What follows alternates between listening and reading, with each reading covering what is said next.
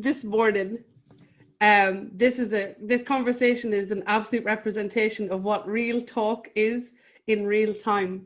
And this morning, while I was having my morning siesta, Christina messages me, and well, the rest is history. We wanted to bring this conversation to life because it completely encompasses what I feel or what I envisage what real talk is. So I really appreciate you doing this random, spontaneous thing right now. What's the crack? And I appreciate you holding it so that I can share it with my person before it goes out. Oh, for letting me own my shift. There you go. Yay! This shit's light me up like a Christmas tree. What we love and what we really wanted to share here, more than anything, I think, well, for me, was the fact that you weren't going to message me and you weren't going to contact me, and you were just, you had this thing in you saying, don't. Who are you to message? Mm-hmm. And my thing is, this is absurd. Who are you not to? Because we're one. And we wanted to really pull this apart, because when we were talking, and we haven't even touched on it really, if you think about it, the separation that exists, where we do this all the time. We do this shit all the time. We compare ourselves to each other. Mm-hmm. We feel inadequate next to another person. We feel that we can't accomplish or do anything. Like I this is a prime example for me. I did the show Monday. My vulnerability hangover kicked in Monday night. I went straight to the sofa with a different hoodie, with a big hood, an even bigger hood, on Tuesday. And then I get a message from somebody like you, who sees themselves in what I see, in who I am, hears themselves in what I say, witnesses themselves in what I write, because I am you. And that's what happened with you. Yes, that's exactly what happened. And I think that what I have felt is a pull toward your and Michael's actually poetry and real conversation. So, I said to you, I happened upon Amanda Lawrence on Facebook through some way, no idea, couldn't tell you, this past summer. And she posted a conversation that you and Michael had, and I watched it. And so I went and found the two of you, and, I joined Own Your Shift and, became a member and started looking, and it just resonates, and it resonates at a level that is me, that is you, right? And I think that's what it is. And what it did was unlock something for me, right? Your words, we had the conversation just before this. You had written in a poem that, or not in a poem necessarily, in a post that I read Saturday morning, that said, remember that inner child, right, is you. You're just in an older body, you're an older skin. And that was when it turned on me, right? Because the way I have been perceiving myself in this journey is as this is who I am today. And that little girl that I go back to has always been looked at by me, this ego as a part of me.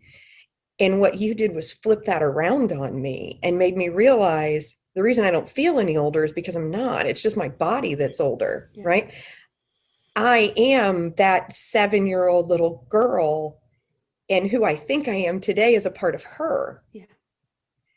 And, normally what I've been able to do in the past is go and spend time with her, right? And invite her to come home to me. And, she's safe here. And what I'm realizing is I had to go home to her, right? I had to unpack all of the shit that's been packed on me and piled on me and the weight of all of that. And I had to go, who I believe I am as a part, had to go back to my whole. And when I went back to this 7-year-old little girl sitting at the kitchen table in the home that I grew up in, I went directly through her, and I went back to the moment of creation, is what it feels like for me, right? It was a going back into unity and experiencing happen. It was pieces of, it was circles, right? It was cells, it was whatever, just moving around, all choreographed beautifully. And the lights that you talked about earlier, where when we connect, that lights up, you can see that, right? And what happened in that moment of origin for me is absolutely reflected in what I now know is happening inside of my body at a cellular level, and is what's happening in our human experience as we are all in our circle, in our role, playing our role and touching one another, that we're lighting each other up, and that we're doing exactly what we're supposed to be doing. Yeah. And so now, how do I honor that and honor this human who's been tasked with this daunting task of feeling it all, in facing my fear and messaging someone who I feel like is more evolved than I am, who's more connected, who knows more, who hears more than me. And yet, that's how I feel, have felt, will feel, because I'm human, about other people. And hearing you say that, honestly, is like the most liberating thing for me, because it really puts a spotlight on my humanness.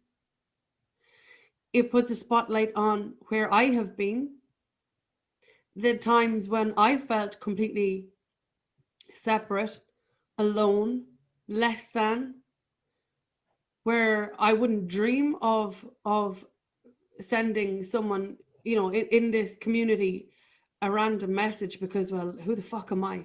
Right. Who the fuck am I? And what do I think I'm doing? And I don't connect. Foster. Yeah.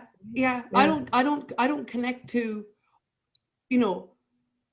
or see things physically around me. But I know now my superpower is I feel. And what I didn't know at the time, when I was, afraid to connect, I didn't realize I was afraid to connect with myself, because that's pretty much what's happening. I can't possibly connect with this person. Why? Well, because I might actually be accepted. I might be loved. I might be right. What the hell would we do with that? Yeah, like, I mean, this is a prime example. I don't know you. Does it matter? No, because I feel you. Mm-hmm. And in what I hear you say to me, I see me. I see an aspect of me. Granted, it's one that I have witnessed and gone through, but the split second I see that aspect of me, my heart is so expanded, because I'm understanding now, from the point of where I am in my own individual personal journey, that's no different from anybody else's, Mm-hmm. is that I know what's coming for you. And that's the breakdown of the illusion that you are separate from anyone or anything else. Because we're all in here. We all have our skin suit on. We Yep. all have our own heart, our own eyes, our own ears, where we're seeing the world through our vantage point, based on our life experience, the culmination of our wounds and scars, the overflow of suppressed emotion and thoughts and feelings, the beliefs embedded in us that we were completely committed to, that were never true. Yeah. And the understanding that there is no separation. It's just each individual human having their experience from their own unique vantage point that is no less than or no more than the other. And I don't need to, you know, have a direct line to X, Y, and Z. For me personally, I have enough on my plate dealing with my higher self at the minute who's done with taking my shit. So I don't need to go anywhere outside of myself. This is me personally. I did that for years. I have spent so much money, time, energy, presence on looking for things, looking for people, looking for anything outside of me to make me feel a little bit more worthy or a little bit more enough, or, you know, a little bit more connected. When the only thing that I really ever needed was to find my way back to me and reconnect the aspects of me. So I love what you said when you were able to witness you through, and I am so humbled by something I shared from my heart when my heart was opening, and your understanding that that's where you needed to go without anybody telling you. Nobody told you that's where you go. You went because you felt it. And in feeling it, what happens is you unlock your own limitations, you lean into your own fears, your own hesitancy, your own programs. You go there, and then you had an experience like you had where you witnessed yourself as one part of the whole. Yeah. And then that takes you down another rabbit hole, like you talked about this morning, which is, am I losing my shit? Is this feeling real? Is this euphoria in my body? Am I, real? Am I, what's happening? Because we said it, sorry to interrupt, I was going to say, we said it. If this isn't something like you can go and, call one of your mates and say, let's go to Costa, or Costa is the equivalent of Starbucks in America. Let's go to Starbucks for a coffee and talk about our ascension symptoms. What's happening with you? You can't. Because they're looking at you like you're losing your shit. Yeah, or they just smile and nod, right? Yeah, and look pretty. And look pretty, and I don't understand a word you're saying. Yeah.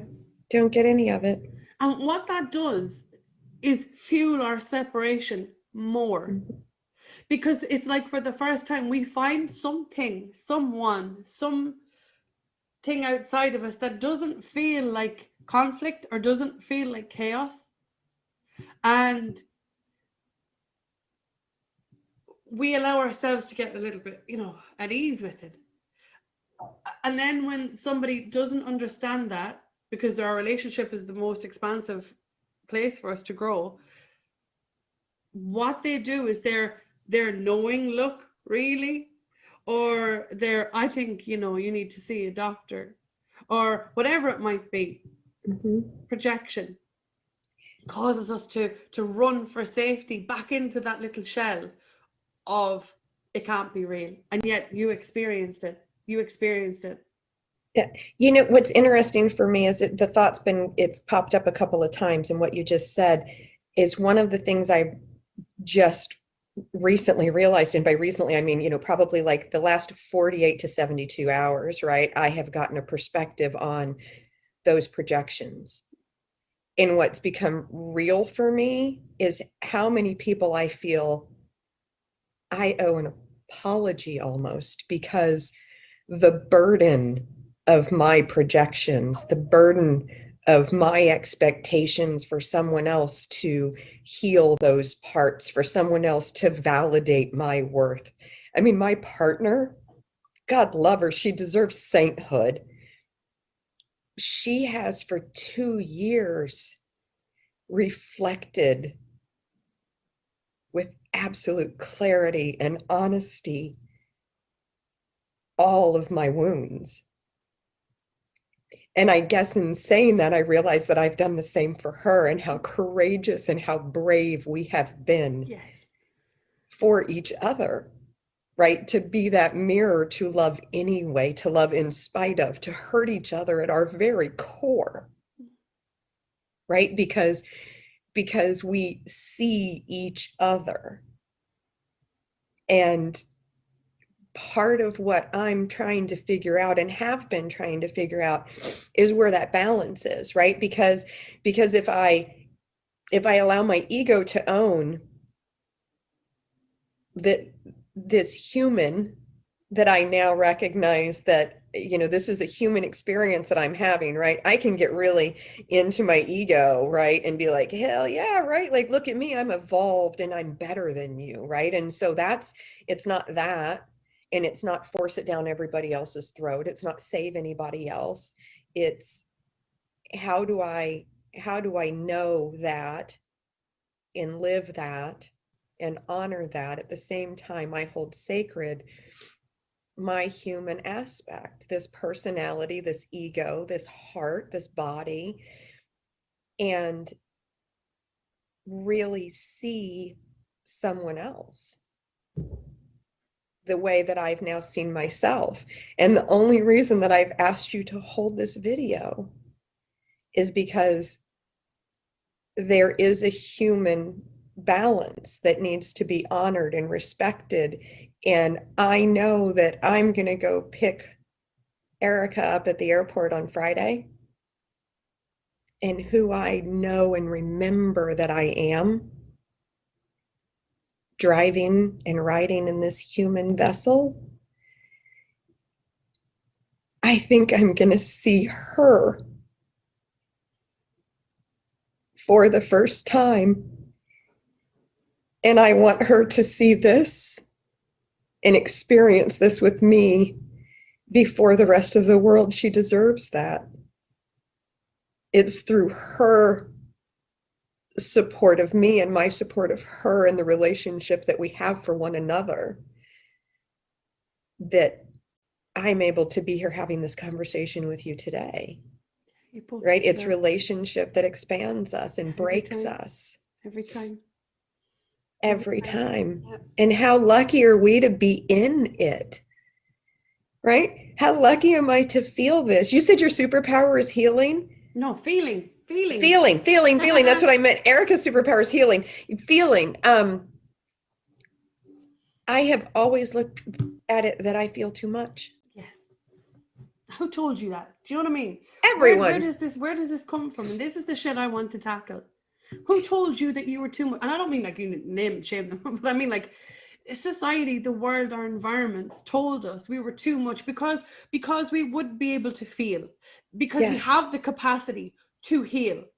And in that is our strength. And that's in each and every single person. And yet the world told you you're too much. But you know where it did, but it didn't, because what you just said made me realize something is the reason that I've been too much or perceived as too much or thought of myself as too much is because the way that I felt, I projected on the world. I was not responsible with the energy that came with those feelings. Right? And so it is too much. If I come at you completely unbridled, you're going to feel every single bit of that. And that's heavy. I've been irresponsible with my feeling. I've been irresponsible with the energy that comes from my feeling. And so I think that that's right. And it's not because I knew better.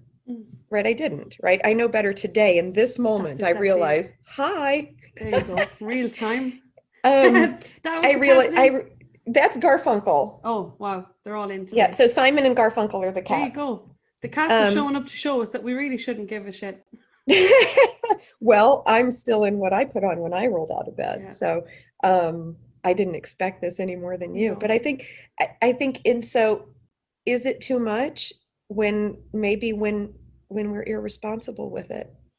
Because yes, I was going to say to you, when I say to you, who told you were too much, or when did the word exactly? That's where I'm going with this. And we didn't realize, like you're talking about your interaction, the dance that you have with the world, with your outside world, everything and everyone outside of you. never, ever, ever knowing that they are you. Yes. And you're talking about how you know, I was possibly irresponsible with my energy, or what, when I came at the world. But what was happening was you were coming at your own mirror Yeah. every time, Begging to be seen. never knowing, begging to be seen by you. By me. Yeah. Yeah, Yeah. It's, yeah. that's a kick up the arse. That realization, and I'm loving it because I'm watching you right now with these little pennies going ping, ping, right?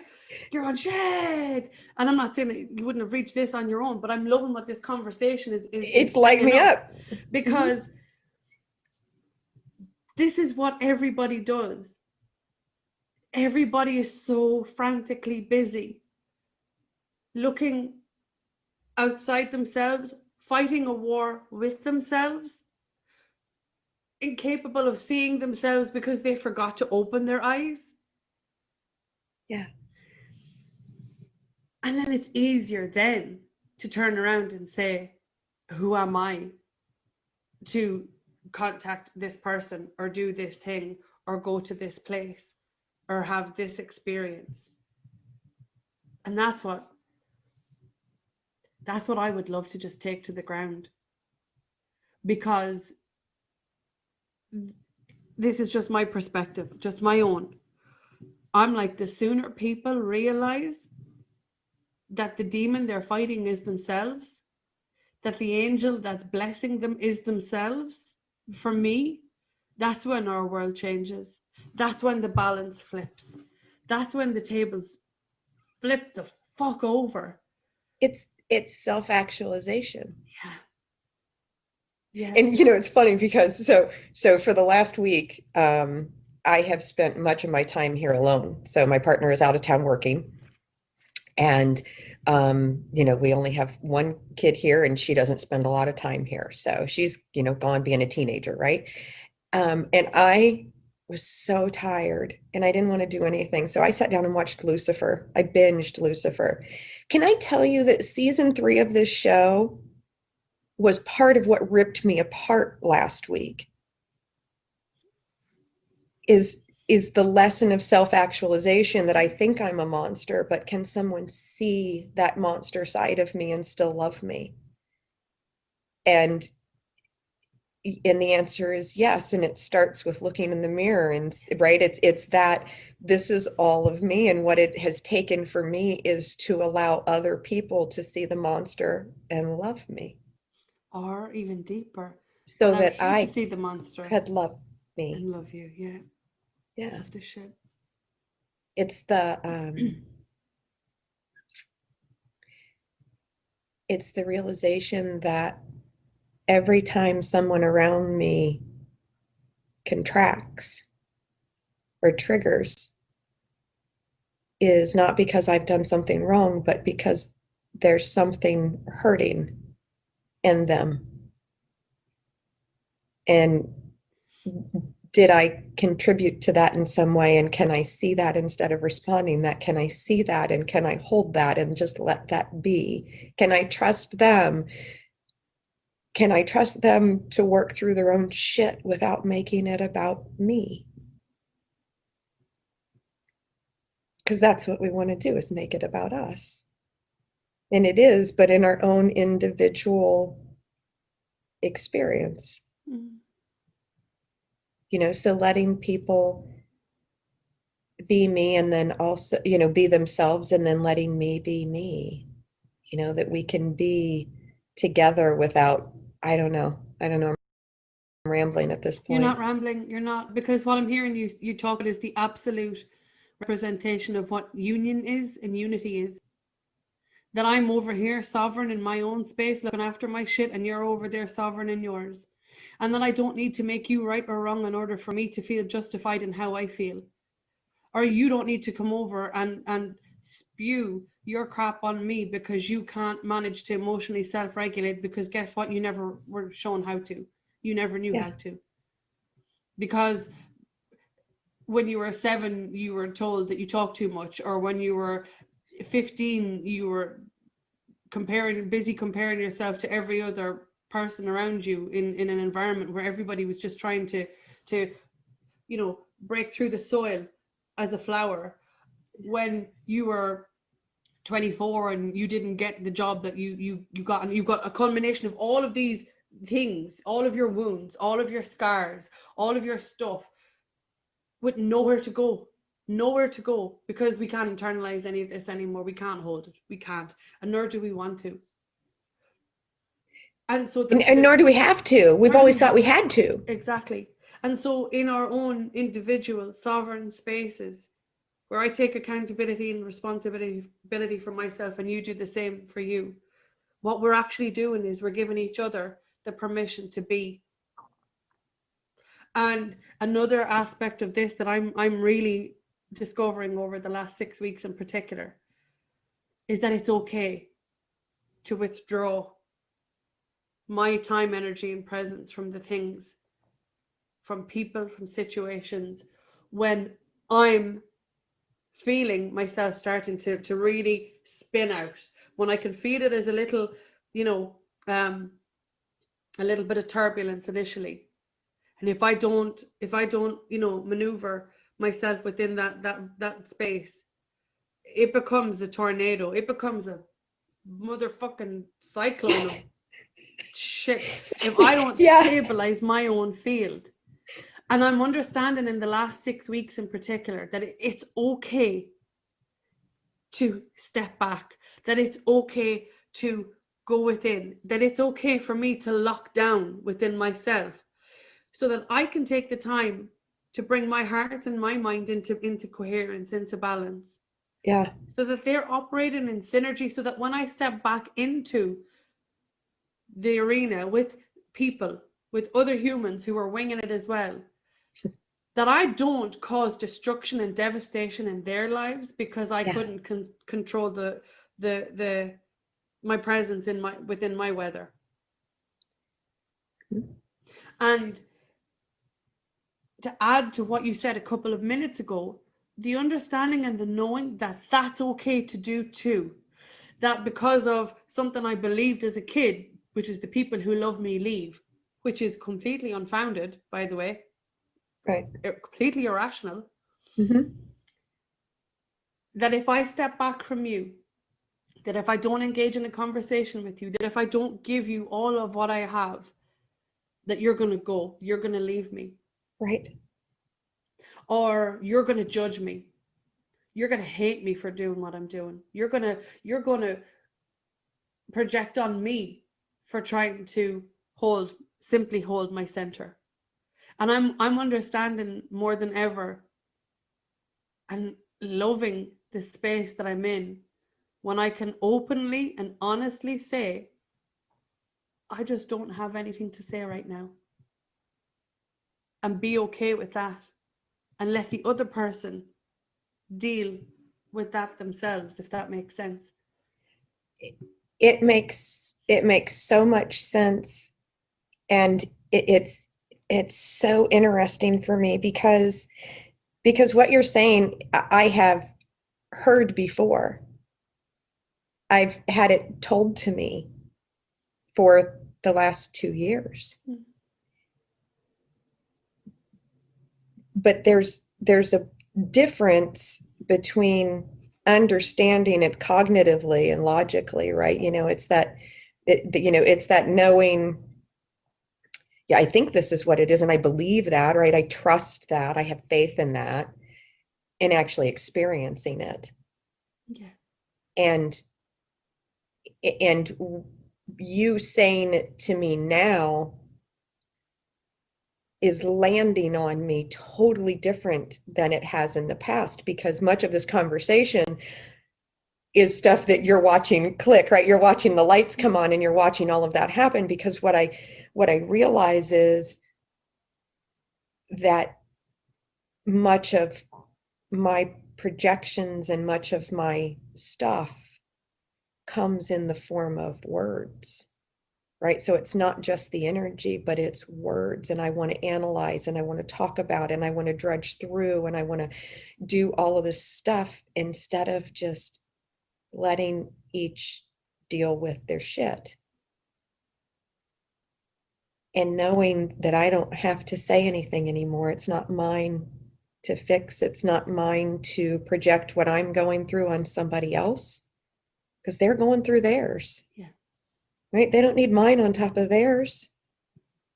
And so how much it turns the tables of responsibility,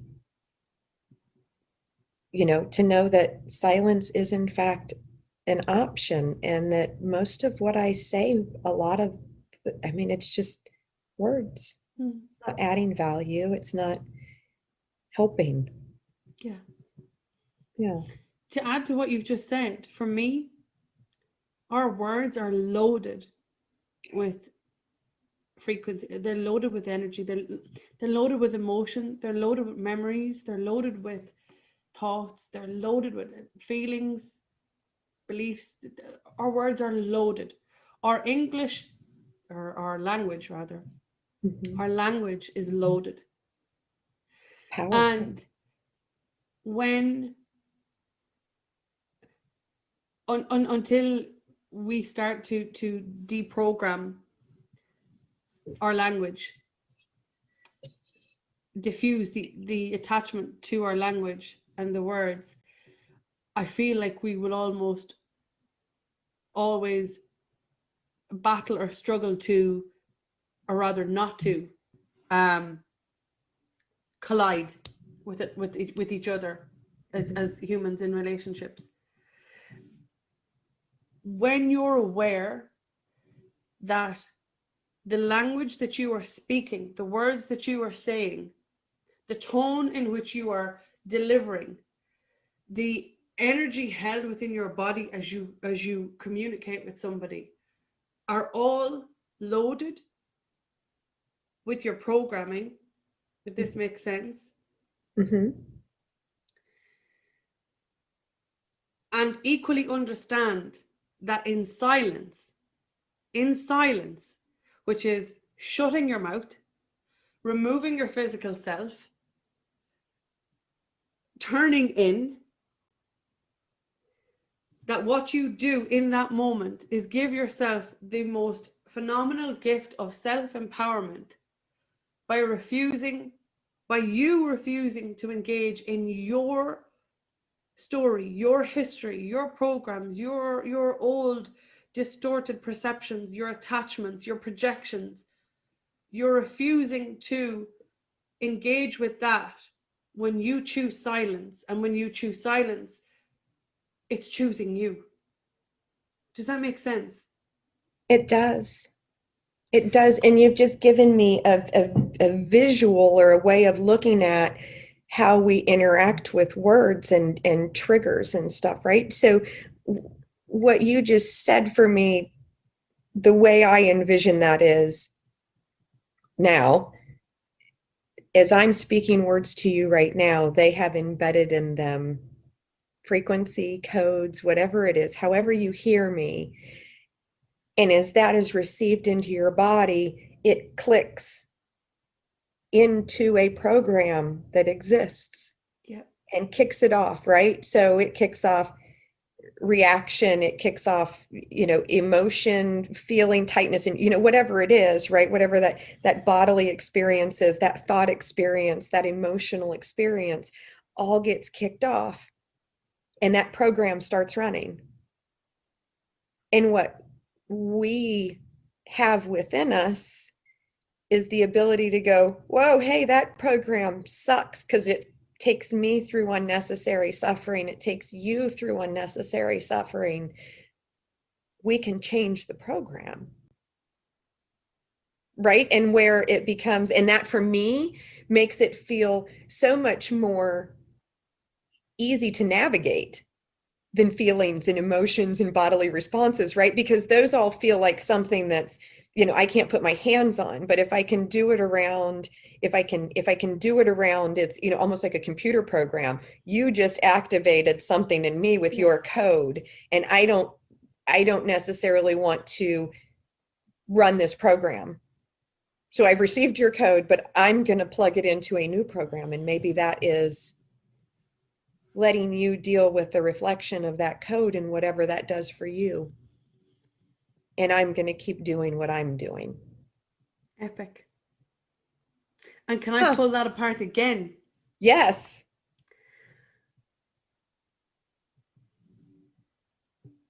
Use the analogy of sending a text message. Okay. You're in America, I'm in Ireland. I don't even know where the fucking America you are right now, right? It's relevant. Indiana. There you go. I can send an instant text message to you in Indiana. You can send an instant text message to me in Ireland. Our programs are like are what we can actually send to each other. Yes. So take an example of rejection. If I have a deep-seated attachment to the program of rejection, and you have the same, what we can do is, via our story, our attachment to the story, our attachment to what happened, when it happened, how it happened, and not just the word rejection, but the experience of rejection when you were 4, 7, 12, 15, 27, 36, 58, 92. Via the man, the woman, the child, the teacher, the lover, the whatever, right? It's like the greatest rabbit hole ever. It's like this even image behind me. It goes everywhere. It goes everywhere, right? So then I send you a text message with rejection in my message, and you open it and you're like, ah, shit. What she's experiencing, I remember it from You're accessing your own memory bank of rejection, and the information stored. 9 times out of 10, we're accessing our pain and suffering. Yes. Without silence or your self-realization or actualization, you're accessing the silence, the option of silence. We almost feel obligated to send the text message back. Hey, I got your message. Let me tell you, my shit's worse than yours. Right. We want to compare. And I'm loving what happened there, because like what you said shows the lid off version of when we rumble our shit. I'm showing what we've actually been living as a collective, which is, let me share my pain with you. And in me sharing my pain with you, I justify my pain. And in your receiving of my pain, I'm acknowledging that my pain is okay. And hang on a minute, what about you? What did you say happened to you back in 1987? You know, and we do this dance instead of realizing that our words, our language, the capacity, how we communicate, how we hear, how we think, how we talk, how we express, is so embedded with our own individual, unique experience of a word like rejection, that what we do when we continue to project or engage or dance is we spew. We keep engaging with the story. We keep fueling our own fire.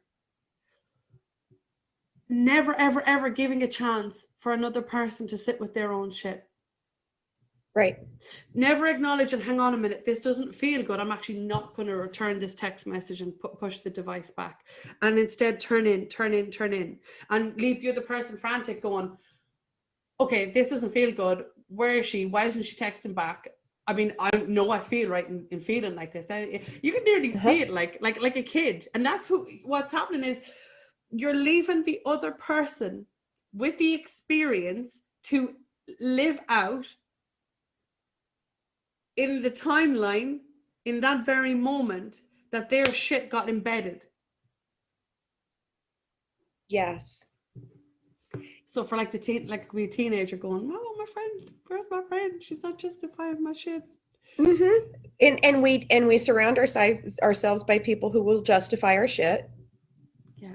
right? I mean, that's what we used to do, Yeah. I think, right? I think Yeah. as Go on. I think as I go inward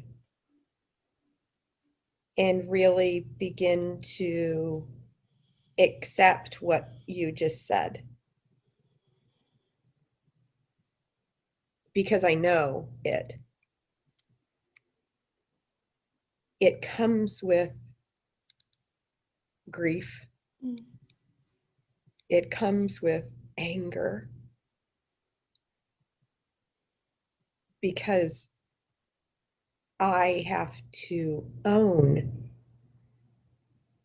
that I have done all of those things, right? Not in any way meaning to hurt anyone around me, but I have hurt many people around me.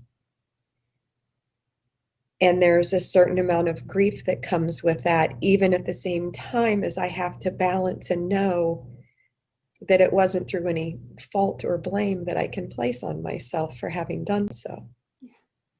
Right? But taking full accountability and saying, from this moment forward, I'm going to do my best to remember that and to be responsible with my words and to be responsible with my actions and to really show up and listen and be present and let that be the gift that it is. And know that I will forget. Yeah.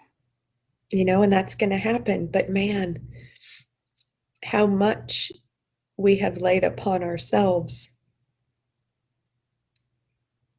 and on each other is in this human experience. How easy we hurt each other without realizing it because it's our own pain. It's kind of a mind fuck when you think about it. Absolutely. And just to amplify your mind fuck, just to add, not just because it's the easiest thing for us to do and say, what have I done? But also to acknowledge, and not from a victim place, a victim-based place, but to acknowledge the things that we have allowed or endured from a Yes. place of not knowing. And equally, because we are human, to compassionately bear witness to that. And that when the anger rises, which it does because we're like, I can't believe I allowed that shit for as long as I have, to allow the sadness to come up through that, to equally support, I didn't know. I didn't know. I didn't know. And to allow the compassion to come up again through that and say, we know now. And from this point, I'm equally done with your shit as I expect you to be done with mine. And bring it really back into the human experience. Yeah. Because like you said, we're going to forget. Mm-hmm. And that's the gold. That's the gold for me right there. The experience that I am going to forget. And the experience of remembering. That for me, shit You sums just it lit my up. whole body up. I'm vibrating. I love it. That's what we came here for. That's what we came here for. And in those spaces, you cannot forget. You cannot forget that you are fucking love. You cannot. You cannot. Mm-mm.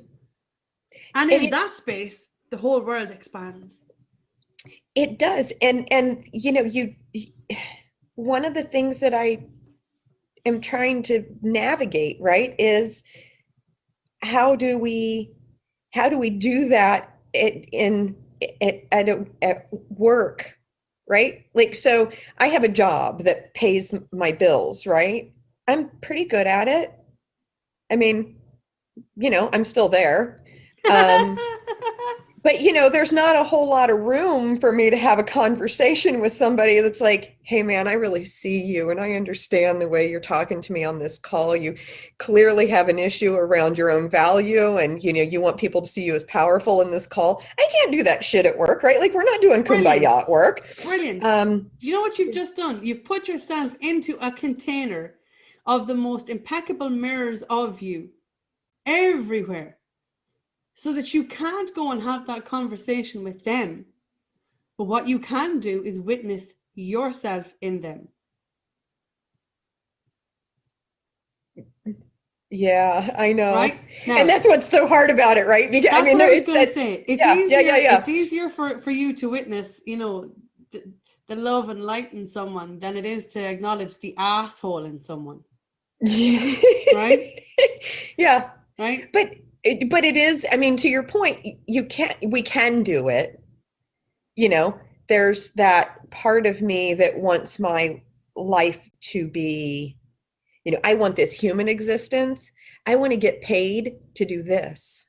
Yeah, me too. I want to get paid to show up and be real about what's happening in our lives, right? I want to do the stuff that lights me up and lights other people up around me. And I feel like, and this is the realization, right? This is where the light just came on. I feel like I can't do that in the job that's completely business and driven by greed and global, organization that, but the reality is that's my work.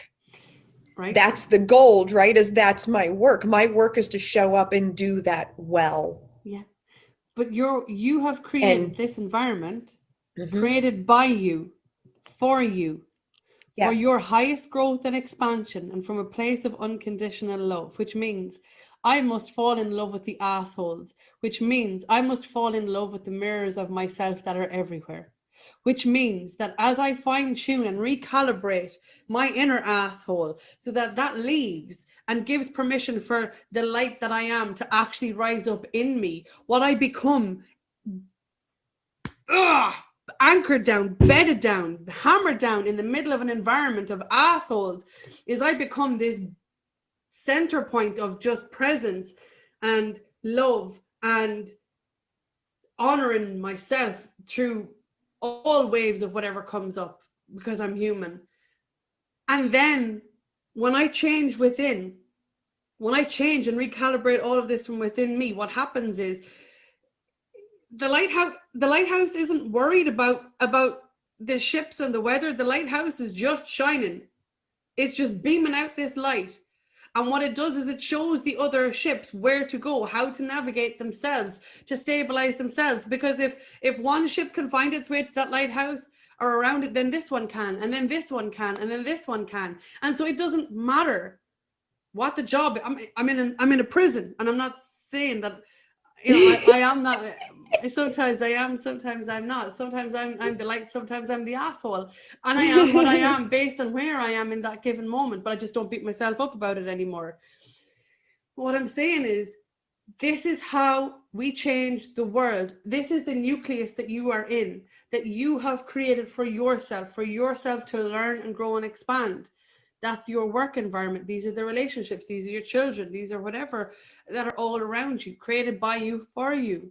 And so your job isn't to learn how do I, this isn't me telling you what to do. This is just my vantage point. But your job isn't to, or our job isn't to try and make them see or acknowledge the distortions within themselves, but to rumble the distortions within ourselves so that we can recalibrate from the inside out, so that we can remove those programs. So those programs do not exist on the outside. Why? Because they don't exist on the inside. Our internal world is reflected by our external. If it's chaos out here, it's because it's chaos in here. Your only job, from my opinion, my vantage point, is to tame the chaos within yourself, to love the shit out of yourself, to honor yourself, to honor your heart, to honor your breath, honor the body, honor the mind, honor just you. And when you open your eyes and you look around and you see a mirror of you that you love and you resonate with, you go, come here, I want more of you. And if you see over here a mirror of you that you go, fuck, that you don't go, oh, I don't want to see this shit anymore. You're an asshole. It's that what in me is active. What in me is active that I can witness your asshole and not the divinity within you? And you don't have to touch what's outside of you. They touch themselves. They orchestrate this change themselves. That's just the way I see it. And it's, you know, like I said, I'm in a prison, so it's not the easiest environment to see, because my inner asshole wants to react sometimes because they're intense mirrors. But that's just the container I've created for myself. You could have somebody out there. You could have somebody out there working in like a spiritual retreat center, and it's the most spiritual place to be, and it could be full to the brim of assholes. Yeah. So it doesn't matter. There's no separation. To go back to what we said at the very beginning of this conversation, and to organically and beautifully close it out, is that there is no separation. There's just you. There's just you and your mirrors and your history, which is your wisdom. Yeah.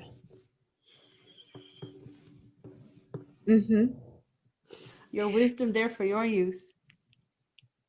Michael said on the Monday morning, a part of that was that we all have a role, and some of us have chosen the role of not waking up. Yes. And it's just as valuable. Yes. It's just as valuable. It's just as sacred. It's to be honored just as much. And that's the really hard part, is honoring, right? It's inviting the shame and the shadow and everything to be loved on the altar of our hearts. It's to bring it all in. It's to see that humanity in us and to love it. And to your point, to see it in each other and to love it, even when it's not in a human package that makes us feel good about ourselves. Yeah. Or reflects back the parts of us that we don't always want to be with.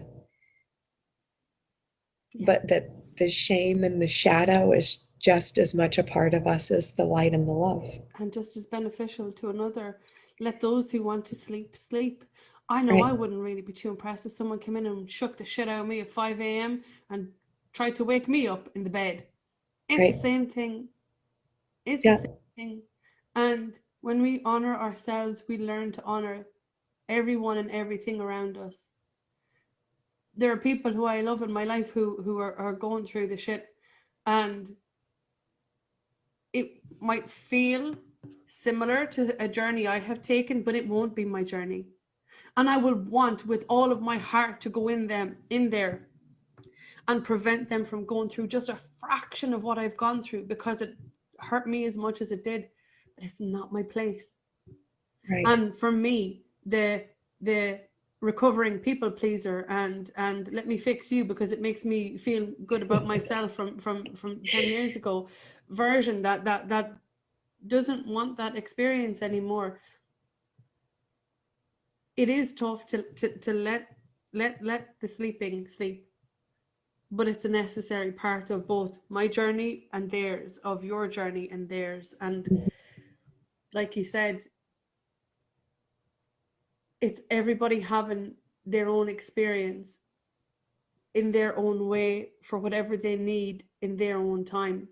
There's no time limit on this other than how are you feeling right now. That's it. Yeah. Right now, how are you feeling? And if I'm feeling epic, again, more. And if I'm not, what am I doing about it? Yeah. Well, in my case, I'm eating a lot of carbs and sugar too. So that's what I'm doing about it. Or not eating at all. What harm? I'm not sleeping. It is what it is. One of We the are two. where we are. But Yeah. come here, listen, I really appreciate you jumping on for this. This is the most spontaneous thing ever. Like I said before, I'm not even sure what time you start messaging me at, but I'm really grateful that you did, because here we are. And that was the most, that conversation just lit me up like a Christmas tree, honestly. So I really appreciate you doing it. And Yes. I hope that, Thank you. I hope that you, when you watch this back, enjoy being reintroduced, or rather introduced to this new version of you. Because it's Thank going to be you. different in about another hour as well. Certainly.